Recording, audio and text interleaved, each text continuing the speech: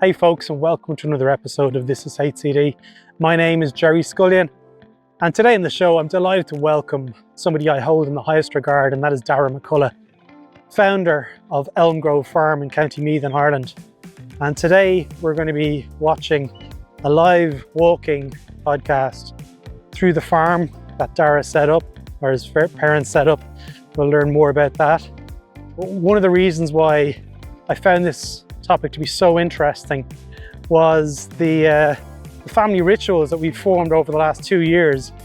As you know, I've got 2 young children, and one of the key reasons for us to return to Ireland was to get back to basics in many ways, get back to nature, get back to our culture, and celebrate what it means to be Irish.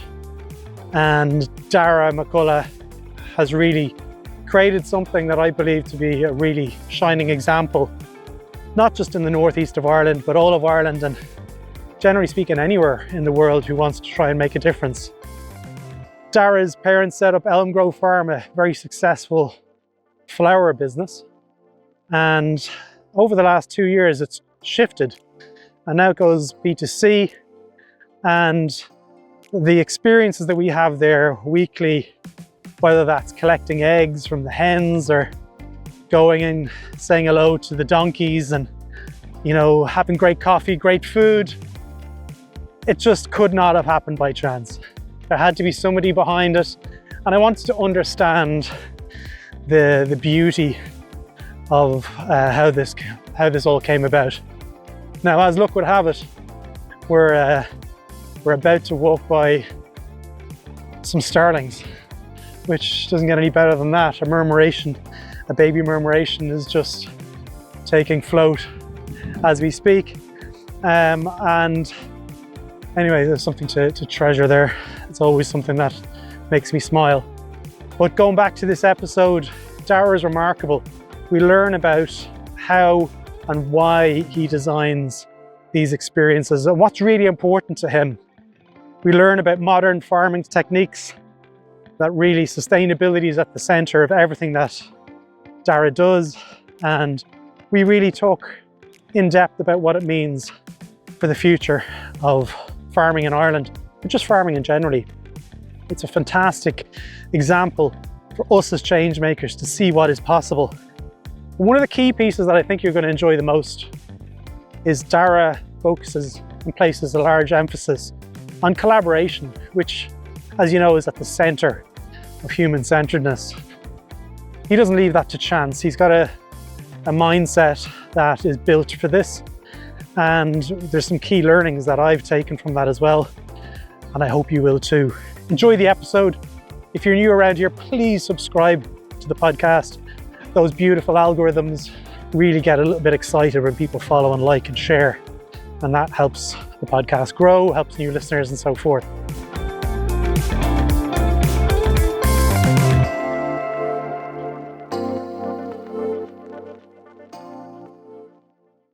Darragh, it's great to have you here.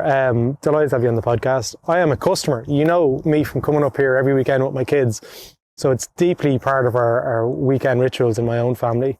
But maybe to get started, tell us a little bit about who you are, what you do. And I'm going to ask you the difficult question about, you know, how do you describe what you do? Yeah, well, it depends on the day of the week, to be honest, Gerry.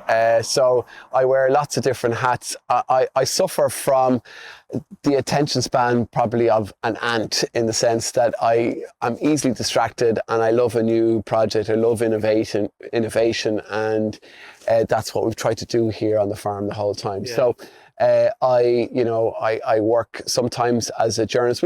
I'll take you around here. We go for a walk through the fields. Yeah. So I work as a journalist in print and TV and radio, but my full-time job, and you know, while 90% of the people, I'll take you through the garden centre here, 90% of the people I meet know me from my media profile, but actually 90% of my time is spent here on the home farm. So yeah, this farm was bought by my granddad just after the Second World War. And he came from just up the road there, Monster Boyce, across the county boundary. Yeah. And when he came here first, to my mind, like I come from a long line of innovators, and really all I'm trying to do is keep up with them.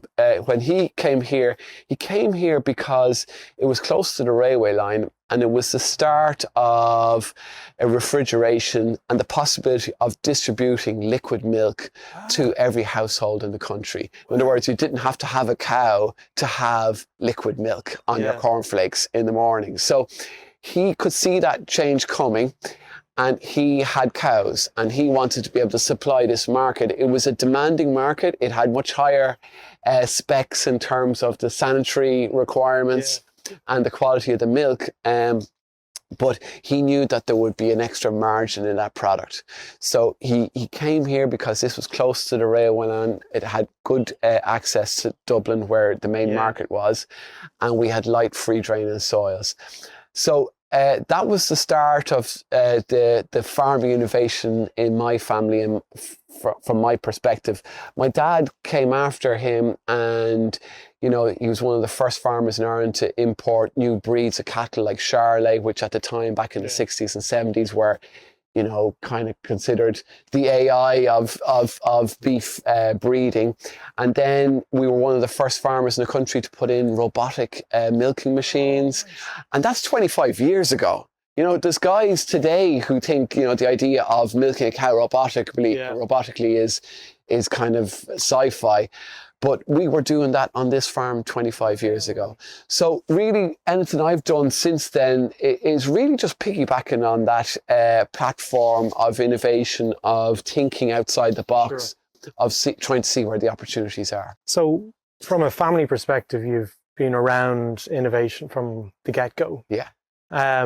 Is the farm, the cattle, is that still in the family? Absolutely. So we're standing here in the garden centre. This is one of the most recent additions to the setup here. But and again, 90% of the public see this part of the farm. This is the public facing, the consumer facing side of it. But actually the majority of the farm is doing what most farms do. It's working away there silently in the background. We have cows, and we have about 125 acres dedicated to dairy cows, and I'm in partnership with my neighbour on a dairy enterprise. So again, collaboration to try and achieve the scale required to maximise the profitability from that enterprise. And I can only spread myself so thin.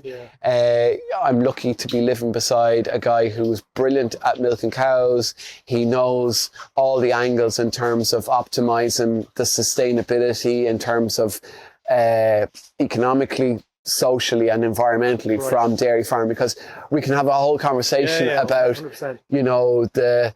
The impacts. The impacts of dairying and farming in general. I mean, you cannot get up in the morning as a farmer and not have an impact on the environment.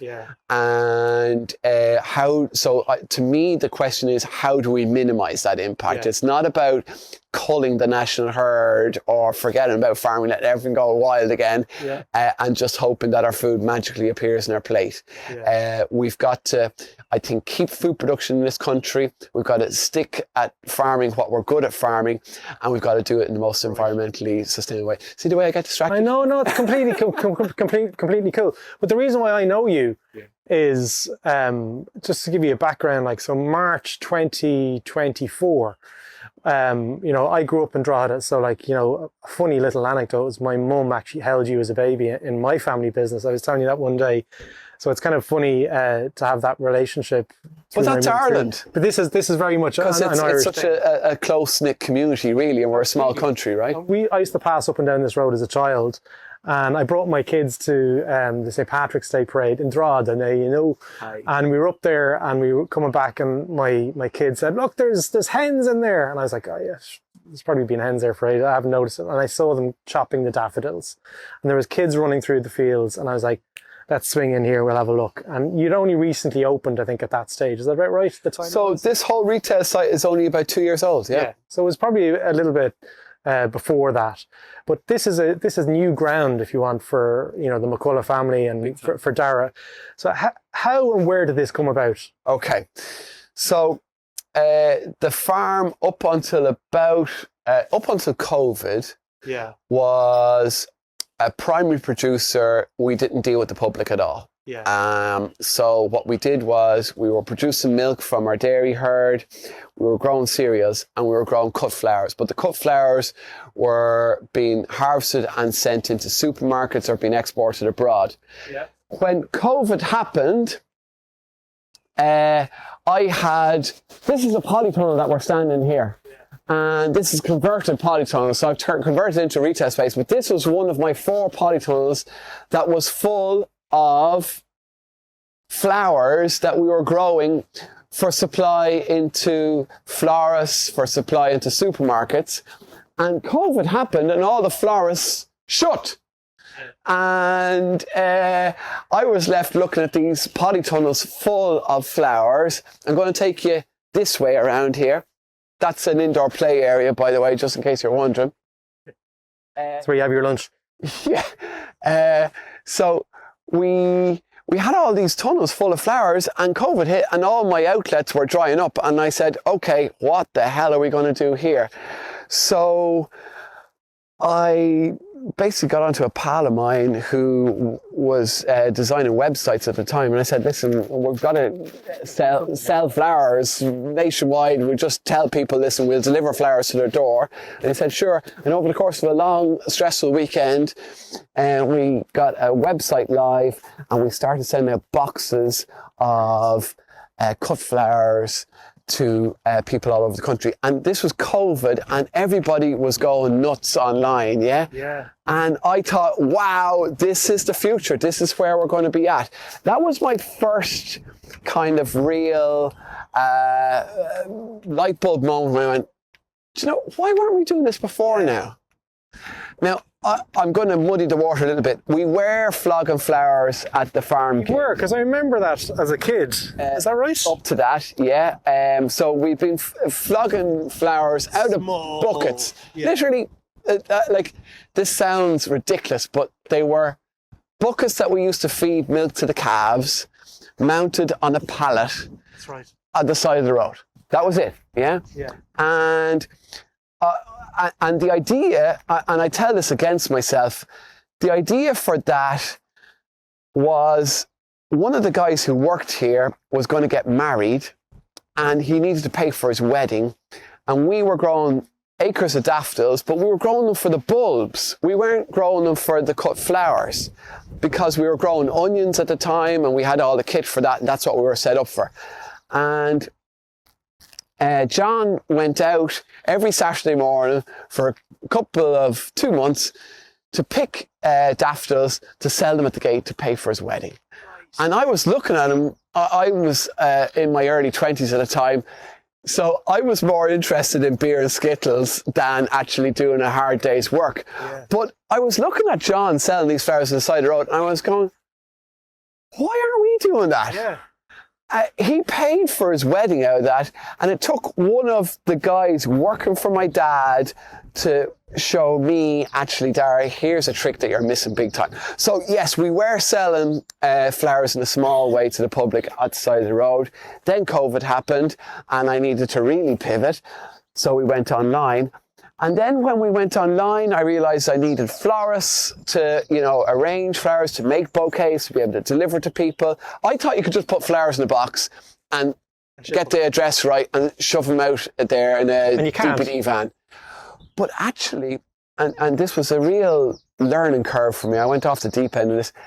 The message in the box. So very often people say, can I send a message? And I'm going, a message? I mean, you're sending flowers. Oh, okay, fine. We'll put a message in. And it was like, dearest Mary, so sorry to hear the passing of your husband, or whatever it was. Love, Dorothy, right? Yeah. And there was all these heartfelt messages, and very personal. Very personal. I was messing it up because I was getting all these orders coming at me on WhatsApp, on the phone. I had no system set up. I was getting them mixed up. So Dorothy was getting a message for Anna, and Anna was getting a message for Dorothy, and that was a disaster. And so it was a major realization that, Darragh, you're actually selling more than flowers here. Yeah. You're sending people's heartfelt wishes and love, and they're just their thoughts and best wishes in a box. The flowers are almost incidental. Yeah. It's the intent. And so I realized, A, that this was a more complex business than I'd realized. B, I needed help, and I needed professional help. So I was then at the point where I needed to hire florists. We were selling flowers at the side of the road. I got a trailer, which I thought was a major upgrade on sitting in a van at the side of the road waiting for people to stop. But the florist informed me in no uncertain terms that, Darragh, this isn't really just exactly what we're used to. It's a bit agricultural. Like, we've no toilet facilities. We're on the side of a road. We can't actually, somebody comes in with a €500 order. There's cars banging by. We can't sit down and talk. So how do we scale? Right. So Darragh agonized over this a bit, and finally, and probably about 20 years too late, went and committed the money to build a flower shop down there. Which was a big investment. It was a risk as well, probably, Darragh. A massive risk, a massive investment, and but it paid off. And it paid off to the extent that we were selling flowers. So when I started building, these things keep on snowballing. So when I was saying to people, we're going to build a flower shop, they went, oh, great, and you probably do coffee with that as well. And I went, no, it's going to be a flower shop. Yeah. No, you'll do coffee. No, we've no experience of doing coffee. We're just going to start with flowers. Great, we'll see you for coffee. I go, you have to get the kettle on. Cheapers, we better do something for coffee. So I went off and I bought a coffee cart. Yeah. And we had our flower shop.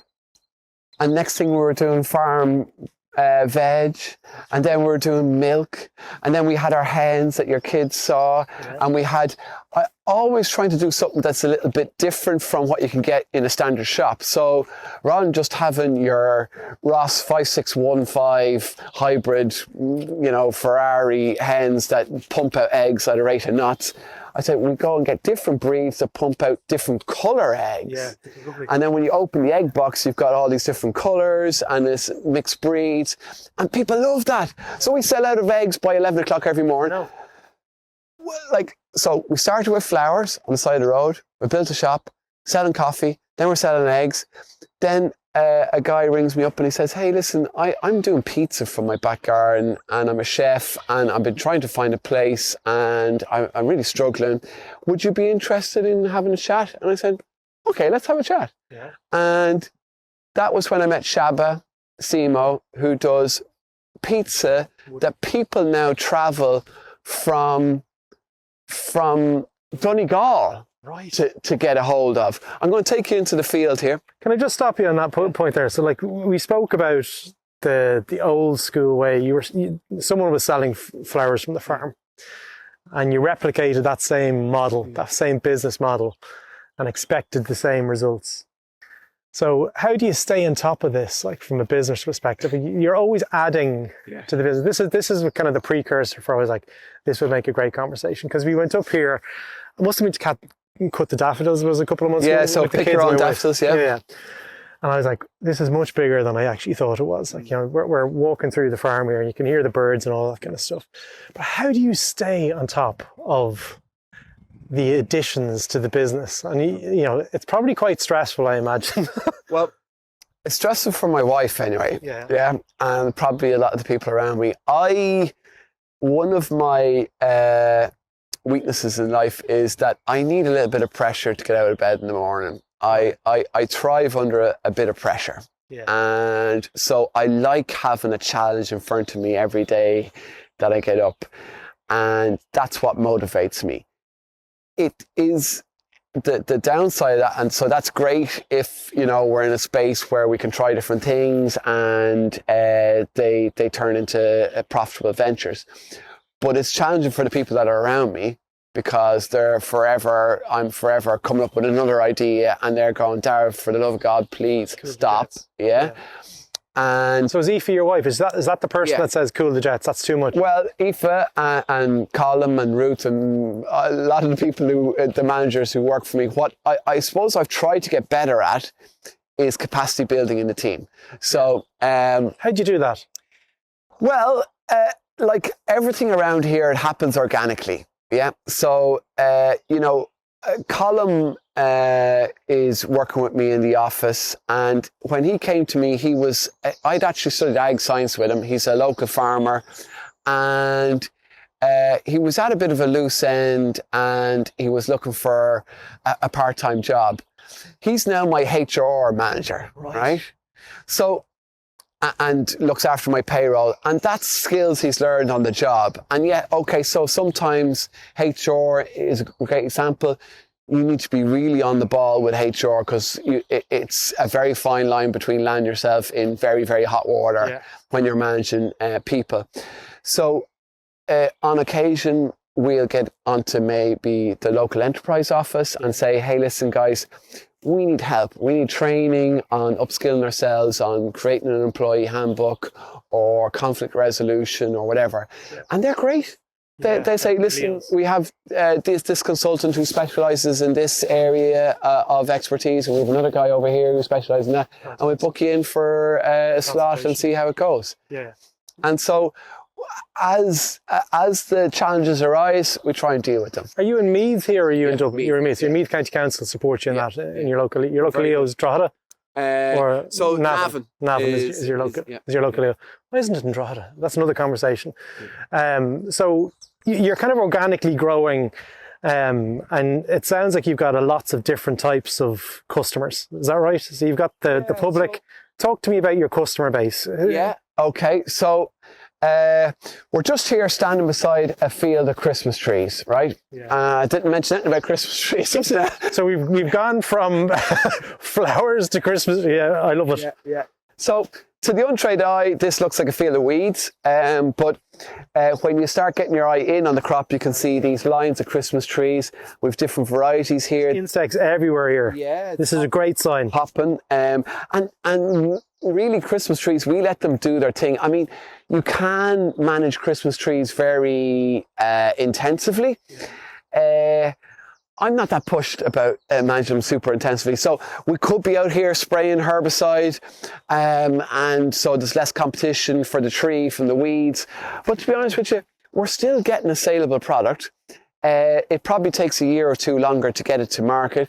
I'm not sweating over that. Yeah. In the greater scheme of things, you know, if you do the maths, and I love the numbers behind all this stuff, an acre of land is worth €300 a year in land rent, okay? Right. So an extra year is €300, okay? Maybe an opportunity cost or whatever you want to add into that. The trees, we plant about, somewhere about 2,000 trees per acre. We'll harvest about 1,500 because we'll have a certain number of losses. And you'll sell those trees for €50 a tree. Nice. So the maths on that is that you have, is that €75,000 per acre? Now we're dividing it over 10 years because it takes 10 years to get the tree from zero to saleability. So that's $7,500 a year. The €300 is irrelevant. It's not in the picture, yeah. So you asked me who's my customers. Let's talk about that. We're growing Christmas trees here, and the idea is that we can invite the public into our farm and let them choose their own tree and cut it. And so what I'm all the time looking for is either we produce something and we're able to compete with the biggest and the best in the world and go toe to toe with them on export markets. And we do that on daffodil flowers. We do that in milk. Okay. So you've got Aldi, I think, is one of your big... Lidl is who we supply our daffies into. We also supply into daffies into Poland. We supply them into the US. We supply them into Dutch auctions. We send them all over the world because we pick 12 million stems, 13 million, I don't know, stems of daffodils. Yeah, between friends of daffies annually. And the Irish market's too small for that. So we export them all over the world. We milk 550 cows. 90% of Ireland's milk production is exported. Yeah. And we can do that because we can grow grass better than anyone else in the world, apart from the Kiwis. And that's a really sustainable model of milk production, in my opinion. We could also, so Christmas trees is an example of a crop I could go two ways on. Yeah. I think we can grow Christmas trees and be competitive internationally because we've a great climate for it. There's a shortage of Christmas trees in Britain and on the continent. So we could actually, this is what we're looking at here is a plot that's 2 acres in size. We could be growing 200 acres of trees and just become a Christmas tree wholesaler and send them all over the world. I just don't have the bandwidth in my head and in my business to go scaling up the Christmas trees at this point. What I'm kind of doing is learning all the tricks of the trade, and we're selling them direct to the consumer. Yeah. So depending on the crop and where I'm at in my head, determines where we're going to go with the product.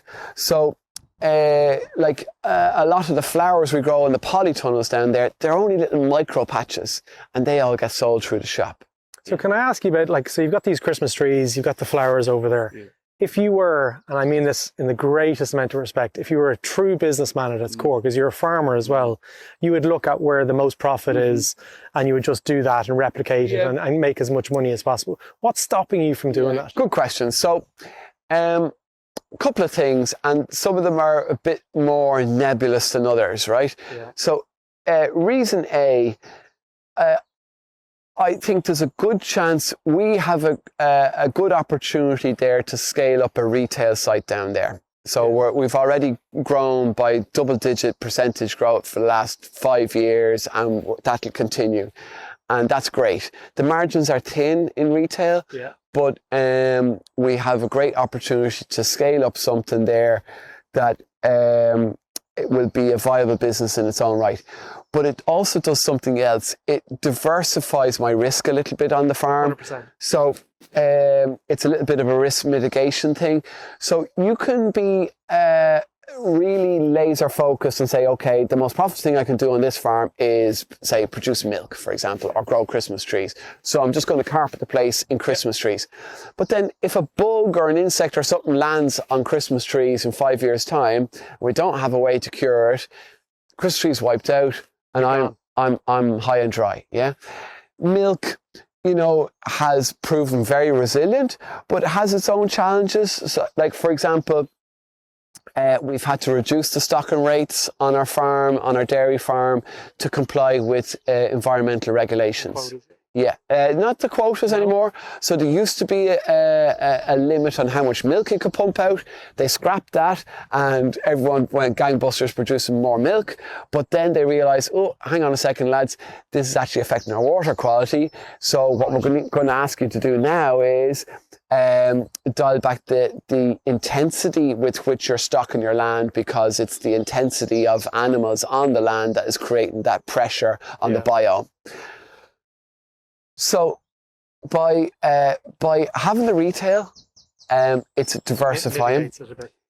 I also like retail because wholesale and primary production can be a little bit, what am I going to say? How do I describe this?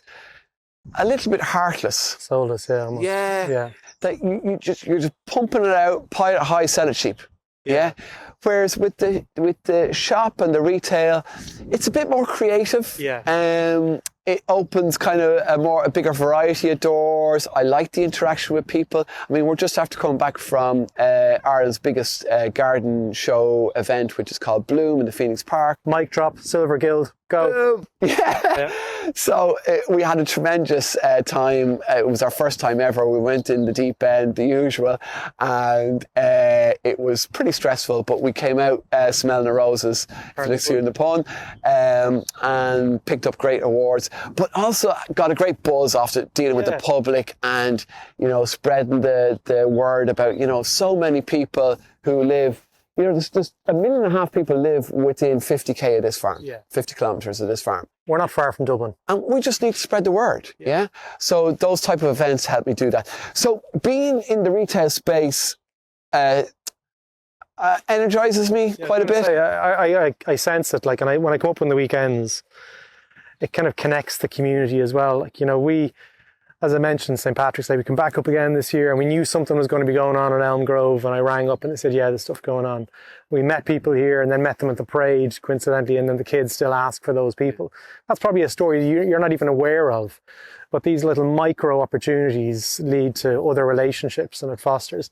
How important is it that there's a relative community building around this? And what does that look like in terms of your vision for the business? Yeah, when I first sat down to draw plans for the shop. Yeah.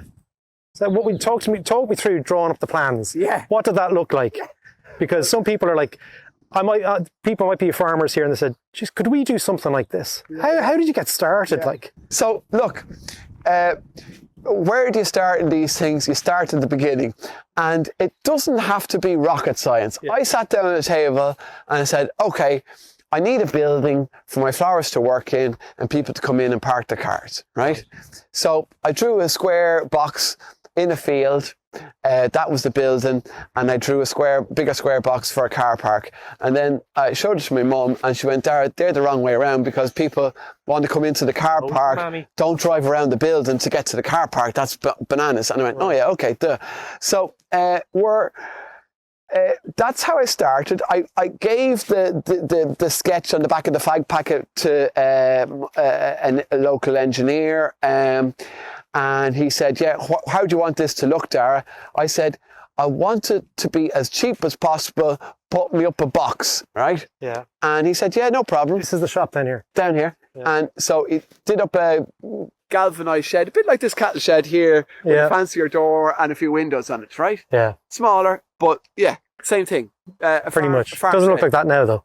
Well, this is the thing, right? So we put that into the planners. They kicked it back to me and said, Darragh, now, that's not really in keeping with the agriculture vernacular. And there was steam coming out of my ears reading this letter. I was going, agriculture vernacular? Like, how dare they? Come on up here and look at my other sheds. Tell me that's not the agriculture vernacular. And they said they want more natural components, natural materials incorporated into the build. And I was going, for God's sake, that's just adding unnecessary cost to it. Yeah. George said to me, who was doing up the plans, he said, Darragh, do you want the planning permission for this or not? And I said, yeah, I want it. It says, give them what they want. And so we put a nice curve on the top of the building. We got some nice larch to clad it. We did a nice whitewash exterior. And here's the funny thing. So now people come up to me and go, oh my God, Darragh, you did such an amazing job on, like, where did you get the vision for that? And the truth is often a lot more prosaic and ordinary and slightly accidental than people realise. And that's just life. Yeah. This was a complex kind of setup. Okay, there was lots of stuff going on with it. And the byproduct of tackling those kind of complex problems is the accidental pieces. And you can see this is in action here, like, you know. How do you it sounds like your mindset is set up for this, like by default. If you go back to your parents, or you mentioned your mum was still, you know, kind of integral in that setup. How was that formed for you? Because like you're able to receive an awful lot of this ambiguity and process it and get to a positive outcome. Yeah. What was it like growing up? And how did your mum, is your dad still? So fortunate to have both my mum and my dad with me still. And I think one of the things that stands to me and to anyone who grows up in a family that runs a small business is they're kind of plugged into conversations around business from the moment that they're sitting at the dinner table, because the dinner table is the boardroom. 100%. Yeah? And so Dad will come in and he's in a grump. Why are you in a grump? Oh, the bank manager's after turning me down for the loan. What happened? Oh, he said we didn't have enough collateral. Like, you know, but the point I'm making is that, so you've got a 5-year-old at the table, or an 8-year-old, or a 15-year-old, and they're hearing this, and they don't realise that this is actually business training. Yeah. That, okay, if I'm really going to pitch an idea to the bank, that I need to have the collateral in place, and that you need to tick all these boxes. So they're kind of absorbing this stuff osmotically. And so I feel that, having grown up around a kitchen table in a farm, and a farm is, employers, I'm told anyway, that employers love hiring kids from farms because they have a sense of what are the fundamentals of making a business profitable, how to be flexible and mobile, change with, so the weather is terrible, we have to pivot and do this, or COVID happened or whatever. 100%. And they just get on with it. Like, they don't get phased. Okay, so we're going to install the first of its kind robotic milker on this farm. Okay, how do we plumb it in? It's not cheapers. Do I not need to go and do a training course and, get in a consultant or whatever? No, let's try it. Yeah, there's risks with that. On that point about being around and osmosis and picking this stuff up, when your dad looks at what you're doing now at the moment, do you think, what has changed, I guess, from the 70s and 80s when he was running the farm? Do you think he could have done this in the 80s? And if not, what has changed culturally and societally to enable this to occur? Yeah, it's another great question, and I'm conscious that I haven't answered some of the questions you already asked me, but it's an organic conversation. Organic. Yeah. Look, Ireland is a very different country now compared to 50 years ago is 1975. In 1975, I'm actually reading a book by Fintan O'Toole, and it's a great potted history of the country and where we've come from over the last 70 years. But he was making a point that in the 50s, our biggest export from this country was beef. Right. Like, there was no pharma, there was no electronics, there was no services. It was beef. Yeah, that was it. Cows. Ireland is unrecognisable economically now compared to then. So what does that mean for a farm? Well, it means that there's a road there that is the old Dublin-Belfast road. Yeah. And there's 20,000 cars rolling up and down every day. Yeah. And there's a pile of money sitting in those cars, in people's phones. And they're looking for a place to spend it.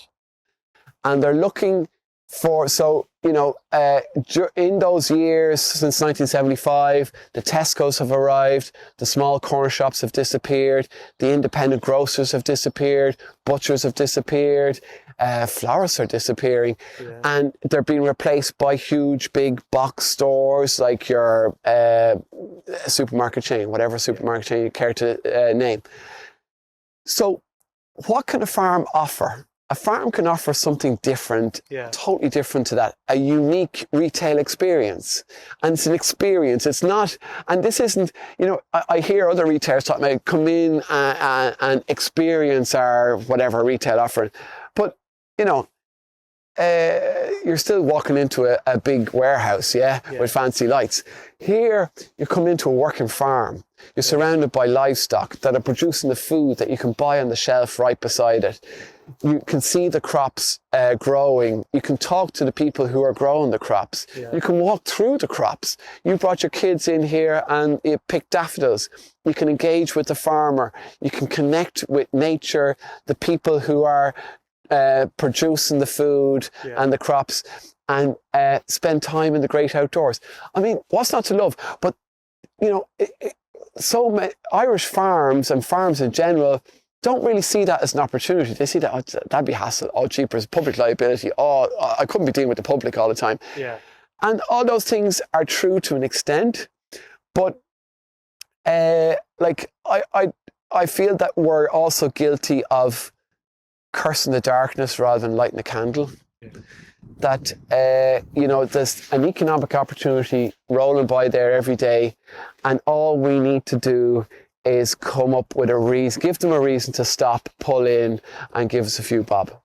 So I'm hearing there's lots of change, as we probably know, like mobile phone technologies, lots of cultural shifts, society kind of moving towards a better experience. You could have easily just opened up a florist here and said, okay, buy your flowers and then go home. Yeah. But there's an experience being had here. Okay, like, what's the vision for this moving forward for you? Like, in terms of where does it all stop, Gerry? Where does it? Because I'm expecting to come here and there's gonna be a fun fair, Tato Park 2 or something here, like in a couple of months. That's a joke, of course. But you know, we mentioned about COVID, the risk, the impact that that had on every business around here. And from that, you know, a positive came out of it. What's the future looking like, and where are the risks for a business like this? Because you could be exposed to more change. Over here, Gerry, this is our peony rose plantation, okay? So we have about 20,000 peony roses. You can see here's a couple of flowers that just escaped the knife. That's the thumbnail. And it's gorgeous, isn't it? Lovely. And so flower. Lovely flower. So people go nuts for these, and that's why we grow 20,000 plants. Wow. And we harvest. We're in the process of harvesting. You can see the buds on this next variety here. They're just ready to start cropping, and we'll be cropping them later on today. Why don't we just cover the farm in peony? Yeah. Yeah. Again, it's about that risk mitigation thing, that we grow a lot of peony. I'm making some money from them, but I don't want to put all my eggs into that basket. Yeah. And because I've been there, this farm when I took over, really its only enterprise after a year or two was daffodils. Right. And so the stress of getting your daffodil harvest right and everything riding on that. Yeah. Is massive. And having to pay the wages on the back of that, and being subject to whatever comes out of the sky, and I have no control over that. Yeah. That was an uncomfortable place to be. Where do we go from here? Yeah, what's the future look like? I think the future for this farm is going to remain diversified. Yeah, I think it's important. There's a really fine line between becoming a bit scattergunned. Yeah. Where we lose focus on anything and we're doing a little bit of everything. Yeah. And being nicely diversified, where we have a little piece of that, and we have a little piece of that, and we have a little piece of that. So if you were to come back to me in 20 years' time, this is a whole other podcast. No, it's great, because a few other lines of question from this. Because, you know, what is our weather doing? Our weather is changing. 100%. Yeah. So you'll notice here we have trickle fertigation systems here, right? Yeah. So what I'm doing is I'm microdosing the plants with fertilizer. That helps me be more efficient with the amount of fertilizer we're using. We're not spreading it all over the place. It's going right straight to the root of the plant, and we can tailor the formula to exactly what the plant requires. So how do you do that? Like, because like I know listeners will be like, okay, once they hear fertilizer, insecticides, all of these different things, how do they make sure that that's not making the soil or damaging the water beds? Gotcha. So there's no insecticide being used here at all. Right. So it's a feed, okay? Right. And so it's not, it's basically stuff that is in the ground already. Yeah. So your nitrogen, your potassium, and your phosphorus are your three key nutrients. We might put in a little bit of selenium, we might put in a bit of copper, and again that's just to harden up the leaf. It's to give the plant exactly the right nutrients that it needs. How do we know we're not polluting the water table? Well, my well for my house and my baby is over there, right? Yeah. I don't know of any greater impetus for a farmer to manage what's going down through his soil than to be consuming what he produces from his own fields. Absolutely. Right? And so the water that we drink from that well over there in those trees is coming from an aquifer under where we're standing. Right. So if I mess that up, you mess you up. I mess me up and my little baby girl. Yeah. And so that is my motivation. Poor Aoife, by the way, there. Poor Aoife. Aoife counts too. So we soil test. Right. So we take soil samples, we analyze it, we see where it's deficient, and that's how we tailor the recipe. Yeah. So we soil test every year, and we adjust the recipe every year. And so it's not in my interest for my health to over fertilize, but also for my pocket. I know, absolutely. So one of the things that I've noticed, and you've probably more than definitely been aware of your own kind of potential here, but when people see the shop that's down here, and then they see the pizza farm, and then they see the dairy farm. It's collaboration is one of those pieces. If you're greedy, you'd be like, I'm going to set up my own pizza place. I'm going to hire a pizza, chef, and I'm going to build that, and I'm going to look after you, become a megalomaniac, and you're spread far too thin. Is that one of the strengths that you see about seeing opportunities within the community to bring them in and create an employable workforce, and it becomes... Big time. So, if I want to do a lot of a few things, I've got to be comfortable with delegation and partnership. Yeah. And so they're two similar but different things. So delegation is where I employ somebody and I delegate that task to them. Yeah. And partnership is where I get into bed metaphorically with somebody. Metaphorically. And say to them, all right, you get this and I get this, and the first thing we agree is how it all ends. Yeah. So again, I feel that Irish farmers are very fearful of partnerships because they feel they're losing control, that somebody else knows their business, whatever, a whole load of reasons. I'm kind of the opinion that, you know what, again, with that diversification and risk mitigation piece in mind, that if I can harness my neighbour's brilliant skill set for managing and milking cows, and I can have him look after a part of my asset, and I can get a return out of it that I'm satisfied with. Happy days. I don't have to think about it. Yeah. I mean, obviously, I meet with him. We discuss how things are going on, and it's my responsibility to manage my assets. Yeah. But it's a massive workload off my plate. Absolutely. And again, the pizza, Shaba does world-class pizza. Yeah. He actually told me he went to Naples last spring and he went around the top 10 rated pizzerias. Naples is the home of pizza. Yeah. And he went around the top 10 restaurants in the Naples region to sample all their pizzas. And he was delighted because only 2 of them came up to the mark in his estimation. Yeah. But he's got the time, the motivation to go, get in a plane, go to Naples, look up all those guys, go out and visit them all and make an assessment and come back and say, yeah, okay, we're going the right direction here. Here's a question on that, right? So you've got a great visionary, somebody who's got a really high standard. How do you ensure the partnerships you bring into your business live to your standards? Yeah, good question. There's no guarantees. Yeah, and so I think the most important thing about a partnership is that on day one, everyone sits down and agrees how they're going to finish, right? So before you commit anything, you agree how you're going to wind up. And that gives everybody a clear exit sign, a clear exit door. Because if somebody feels that they're trapped in something or that this isn't working and they don't know how to get out of it, it just goes rancid in no time. Yeah.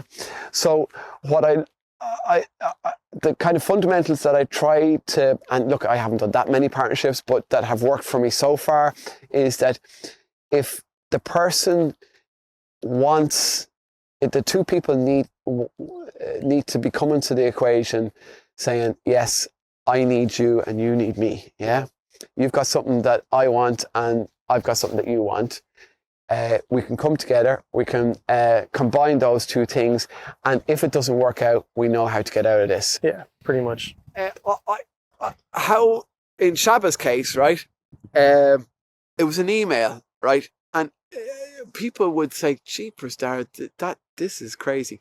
I got an email from, and I never heard of him in my life, this is the pizza guy. Yeah. And it was a really nicely worded email, and just said, it was really polite, it said, hi, Darragh, dear Darragh, just to let you know, I called in for a coffee in your recently established coffee shop and I really enjoyed what I was served, how I was served it, and the ambience around it.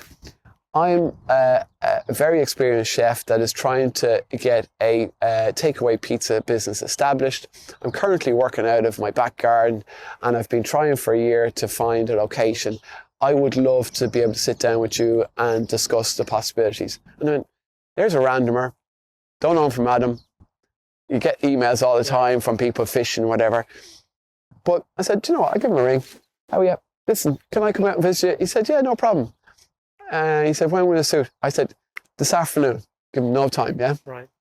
He was in Balbriggan. I got into my car, drove up there, and he had a little shed out the back of his garden in an estate, and the place was immaculate. Now, can I ask you, what pizza did you order? I said, give me a margarita, because to test pizza, you want to test the fundamentals and not have it disguised with all the fancy ingredients, yeah? So the fundamentals are the ragu, the Parmigiano, the dough, yeah, and whatever season he's got in there. And he served me up a margarita, and man, oh man, I said, sold, yeah. Done deal. And he's actually operating out of a trailer that was, I got made here 20 years ago as a mobile farm unit. One of my many ventures during my farming career, I teamed up with an organisation called AgriAware, and the idea was that we would bring our own farm animals around to schools and show kids, number one, what farm animals look like and sound like, and two, what is their role in our food system. And immediately a lot of adults kind of go, oh, geez, I mean, so you're bringing a piglet to a school, and like, how would that go down? Yeah, we'd say to kids, listen, what do we get from pigs? And they'd all look at me and kind of go, and then one fella down the back go, sausages? And you go, bingo. Yeah. And they go, oh, but, and then you go, yeah, but that's what we have to do. And to pop that vacuum that can develop between people's perceptions and theories about food and connect them with the realities early in life, very important. In my opinion, is key. Very important. We moved home from Australia. I think I said this the first time I met you. I said, I moved home from Australia for these experiences, like cultural sort of design in action almost. And the ability to be able to go and see the hens. And when I say to my children, I says, what do you feel? And they go, I feel warmth. I says, where did it come from?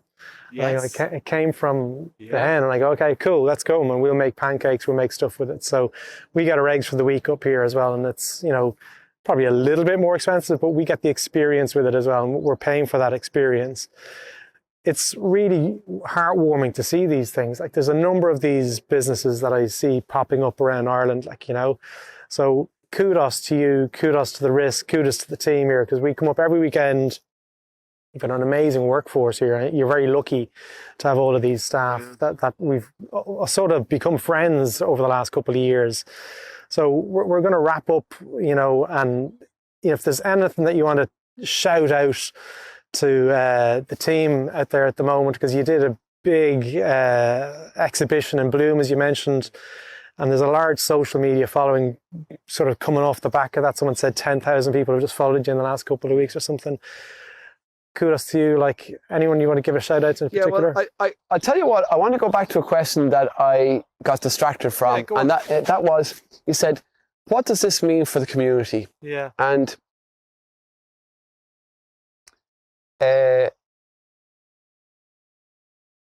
I've been really taken back by the number of people that have come to me and said, Darragh, you know what you've created down there? It's a great addition to the community, to the locality. And honestly, and I say this against myself again, when I was asking George to do up the plans for the box to give my florists a bit of comfort, I was not thinking about adding to the community. I was thinking about ways to keep my florists on my payroll and content and sell my flowers. 100%. So the fact that it has snowballed into something that has been so much more has been a little miracle, to be honest with you. And I feel so lucky and grateful that, you know, number one, I have a farm to do these types of things, that I have the staff around me to enable me to bring these dreams and aspirations to real life, and hopefully to create something that, you know, when I'm long gone, people say, do you know what, that fella, he had some good ideas. Oh no, absolutely. And Grace, you know, which we can probably, we'll keep recording on the way back, but Grace, baby Grace, is going to obviously hopefully maybe take over. We don't know. Like, it's something for them to. Succession on farms, what a topic. Holy cow. That's podcast number 3. But, you know, farmers, there's a major problem out there.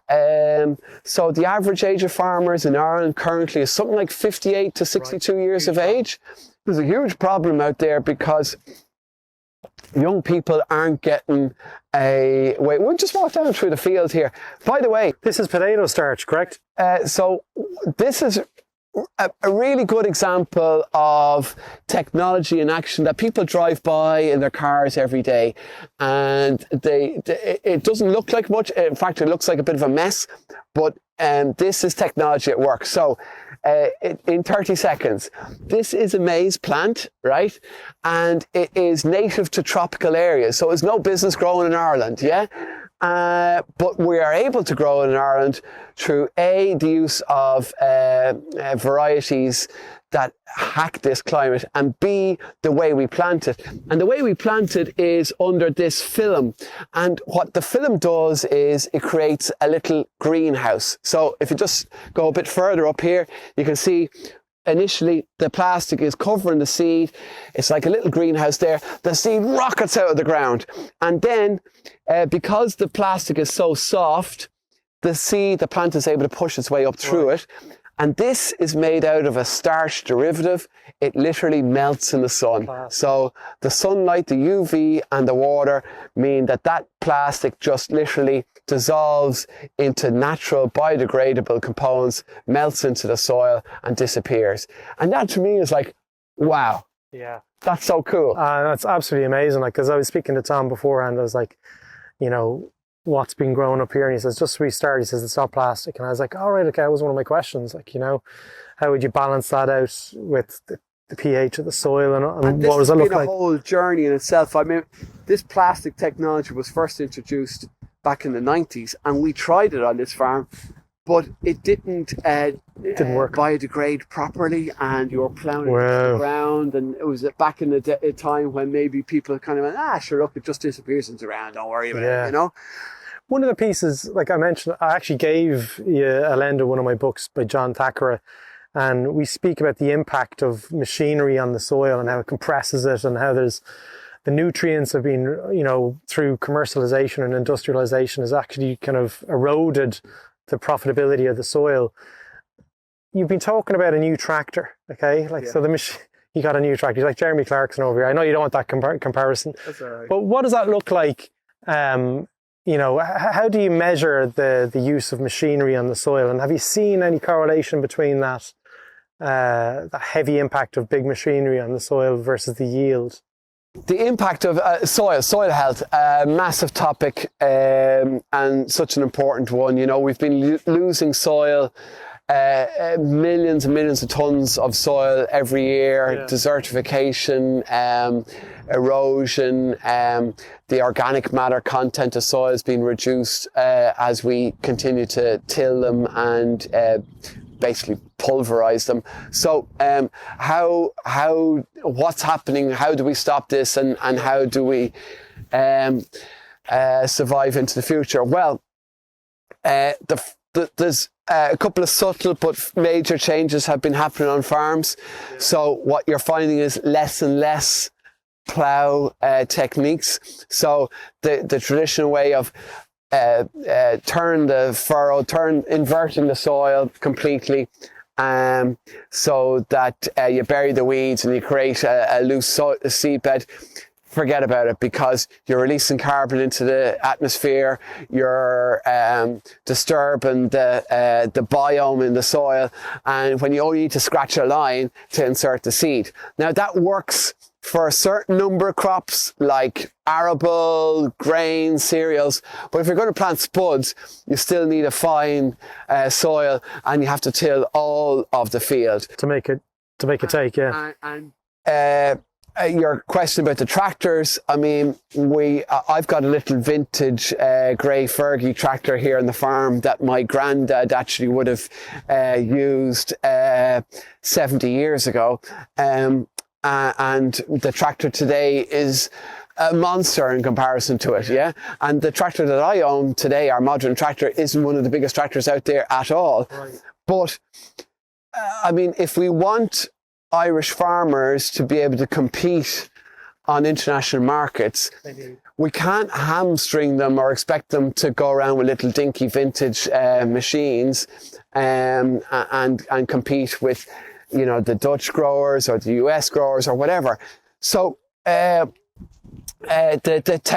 technology on the tractors, though, is also moving. So what we're seeing is, number one, more tractors. So if a tractor is on a big track as opposed to a tire, it's creating less soil compaction. The second thing is GPS is allowing some farmers to say, listen, this is the trackway that I'm going to drive all the time, and I will never go drive outside of that. Right, yeah. So all the soil in the rest of the field is immaculate. Cool. Yeah. Cool. So there is ways that we're harnessing technology to try and counteract the impact. Well, one other question, you mentioned about the Irish Farmers Journal, and you write for that. Are you the editor for it? I used to write for the Farmers Journal, but I now write for the Farming Independent. Farming Independent, okay. Yeah. It's like United and City, yeah. All right, okay, yeah. So you're involved with kind of writing for the farming community. Yeah. What are their biggest fears at the moment for their profession? Apart from the age of the farmer? Yeah, so succession is a big one. I suppose one of the things that I have mixed emotions about is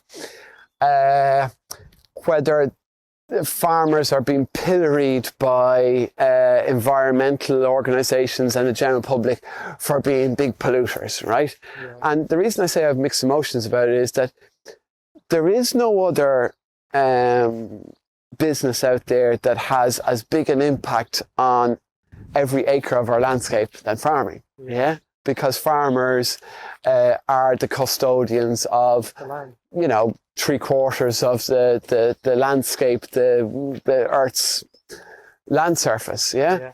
So of course they have a big impact, and I think farm leaders have been guilty of poo-pooing the environmental concerns. I mean, for years there was, oh, you know, climate change is somebody else's problem, and you know, the Chinese are pumping out loads of emissions with their coal stations and blah blah blah, and sure, ours doesn't really count.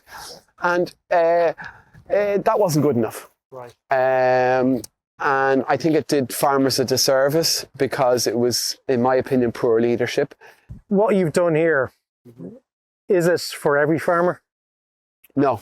No. And the reason I say that, and here, listen, Gerry, just in case anyone's under any illusion out there, I am not one of Ireland's top farmers. Yeah. I, in fact, truth be told, I'm not a very good farmer. I'm not patient with stock. I get bored sitting in a tractor. I don't spend enough time in crops to know exactly all the diseases and how things are going exactly to the day by day. So I don't hold myself up as a poster boy. Yeah, exactly. What I am lucky to have here is a very a good farm with light soils, workable soils, so we could kind of grow those unusual types of crops like daffodil bulbs and that type of stuff. You know, we're also close to a lot of urban development, a lot of population centres, so it's a good location for retail offerings. Absolutely. The proximity. Yeah, we're close to the coast, so we have a mild climate and all the rest of it. And every farm is different. So, you know, the neighbours farm is a bit more hilly than mine, so wouldn't be that well suited to maybe growing bulbs. Going that way, the land might be a little bit heavier. You go 50 miles the other way, the soil type is completely different. So every farm is going to have a bespoke kind of and there is no blueprint, there is no formula that, you know, this is how you should run your farm, because, you know, some farmers, it would be brilliant at machines, and other farms are brilliant at stock. Yeah. And other farms, farmers, you know, struggle to get out of bed in the morning. Yeah. So, you know, what you do on your farm will depend on a lot of different factors, yeah? Well, one thing you are definite is this is a brilliant example of a really strong customer experience and a strong experience in terms of educating the next generation. So we'll wrap it up here. Thanks for showing us around. Such a pleasure. Absolutely brilliant. Thank you so much. There you go, a little memento of your visit. There we go. Thanks so much. No, that's really cool.